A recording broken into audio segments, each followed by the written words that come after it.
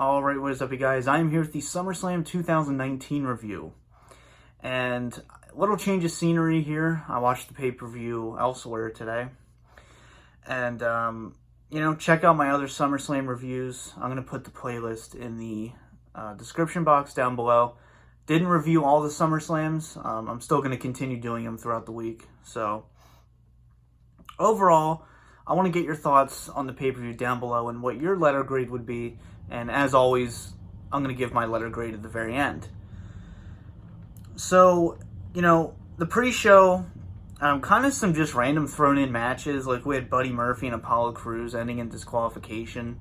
Buddy Murphy was attacked by Rowan. We had the Cruiserweight title, Drew Gulak retaining. And we had Alexa Bliss and Nikki Cross defending their newly won titles against the Iconics. And they also retained.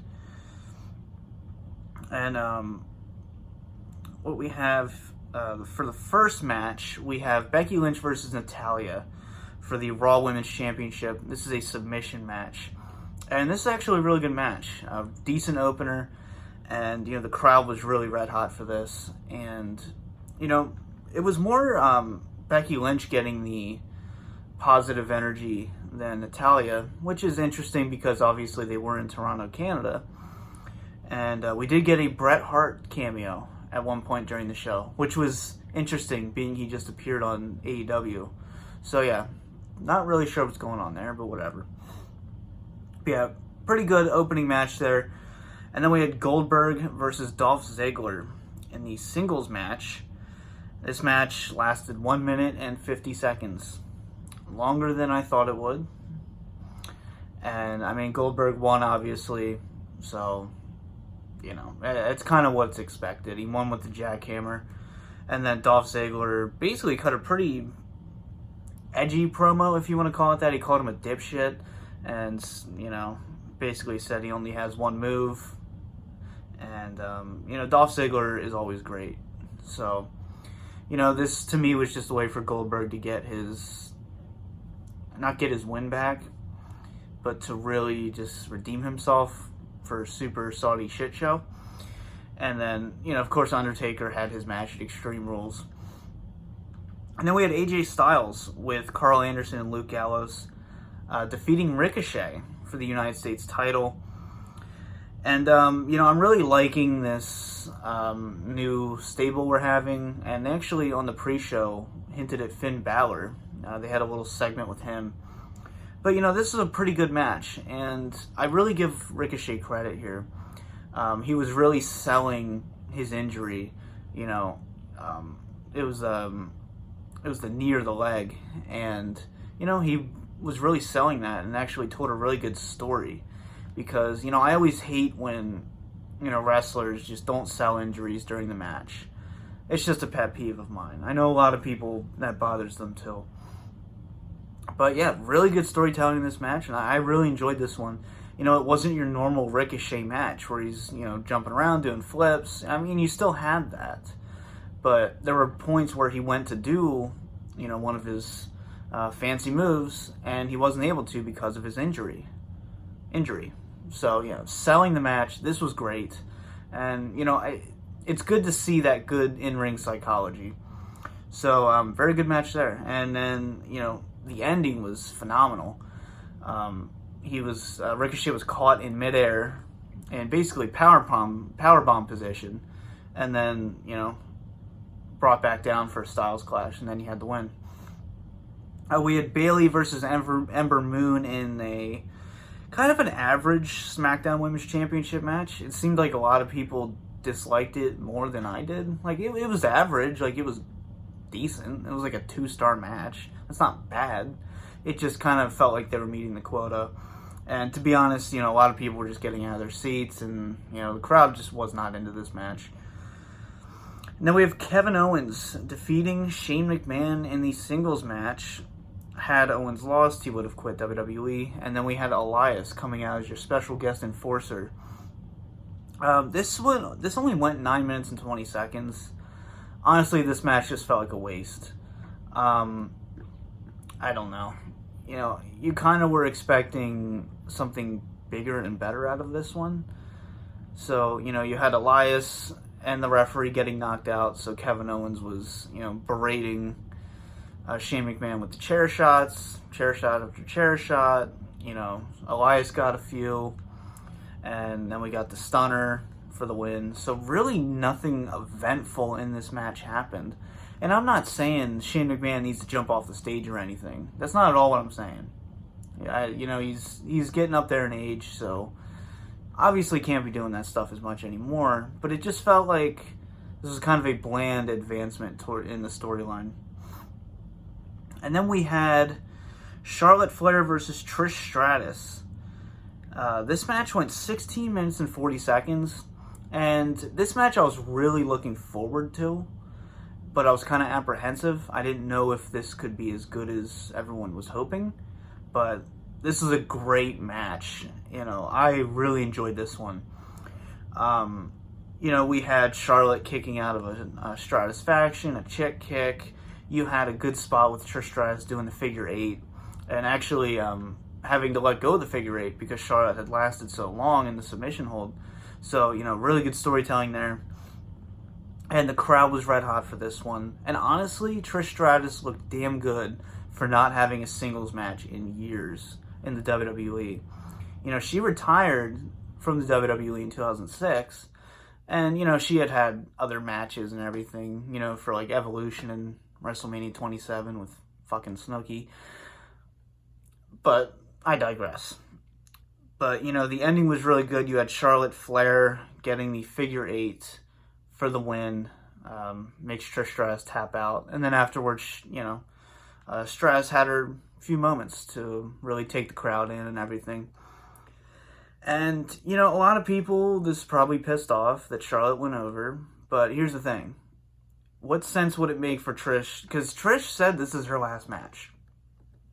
So it only makes sense for her to put over talent. And I guess the debate comes, is Charlotte the right person to put over? Maybe you should put someone over that's more, kind of developing. I'm perfectly fine with this. I know Charlotte gets a lot of hate nowadays, but this is a really damn good match, and I am a Charlotte fan. So, I really enjoyed this one. For me personally, this was a very high spot on the show. Then we get to Kofi Kingston versus Randy Orton for the WWE Championship. It's your typical Randy Orton match, to be honest. You had a really good top rope RKO spot. Kofi's kids and his family was at ringside, so that kind of played into it a little bit. But how this match ended just pissed me off. It was basically like AJ Styles and Samoa Joe from last year, the disqualification. Well, this was a double count out, and obviously Kofi retained the title here. I wanted to see Randy Orton win the title, to be honest. I still think he will. Obviously, this match is going to, this rivalry is going to continue. This whole program, this is far from over. And this was just another way to advance it. I just wish there would kind of been a definitive win here. But it's one of those things where the rest of the night, except for the pre-show, had definitive wins. So you kind of got to expect some kind of screwy finish somewhere on the show. And this was it. Other than that, kind of a bland match. Not really too much going on for it here. And then we had Bray Wyatt defeating Finn Balor. 3 minutes and 25 seconds. I'll tell you what. I am loving this Bray Wyatt character. I loved the Firefly Funhouse when it first made its appearance. I think it went on a little too long, but this was still great. His new theme music is basically just a remix of Bray Wyatt's old theme. Kind of like an edgier, harder version of it. But, I just love the entrance. You had a lantern with Bray Wyatt's head and then the light coming out of the mouth. That was sick. It's just so many little things here. And during the entrance, he was holding it up so it looked like Bray Wyatt, and then he brings it down, you see the mask. This whole entrance was sick. It was awesome. This only made me love the Bray Wyatt character more now. And even the crowd was so into it. We had "This was awesome" chants at the very end after the match. And not much of a match, really. He was going to go for the Sister Abigail, but didn't get it. And he actually won with a mandible claw, which is interesting. So yeah, Finn Balor, of course, took the mandible claw, lost. And rumors are going around that Finn Balor's on his way out anyway, for an extensive break, which, kind of deserves it. And, what the reasons are, we're not really sure, but, I'm assuming this will continue if he does return to the company. So yeah, that was a phenomenal segment. And then we had the main event, Seth Rollins versus Brock Lesnar. Singles match for the Universal Championship. It's your typical Brock Lesnar match. We had a lot of early finishers. We had the curb stomp. We had just very fast-paced beginning.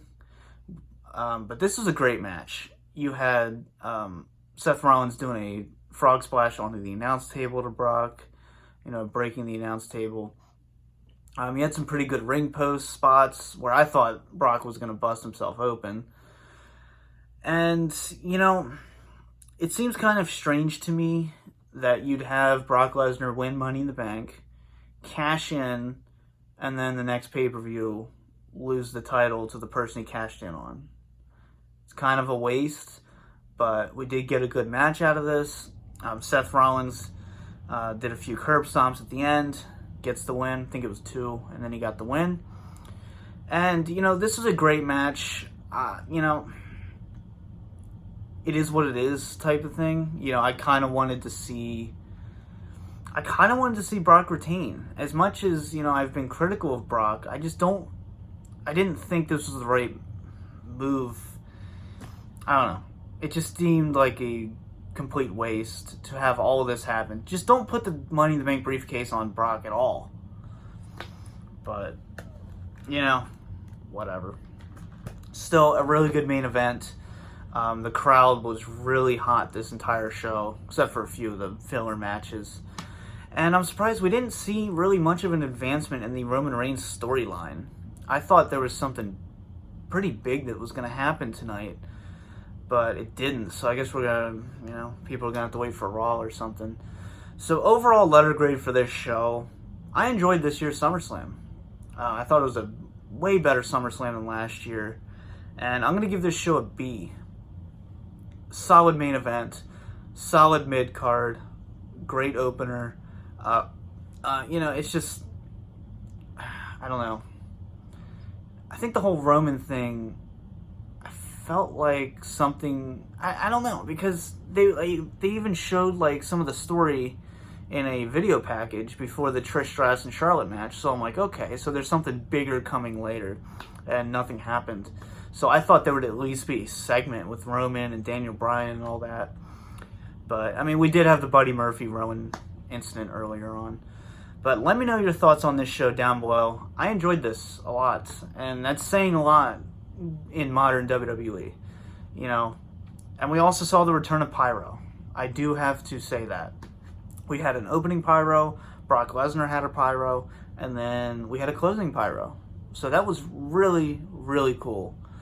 So, I hope you guys enjoyed this review. Let me know your thoughts down below. Peace out.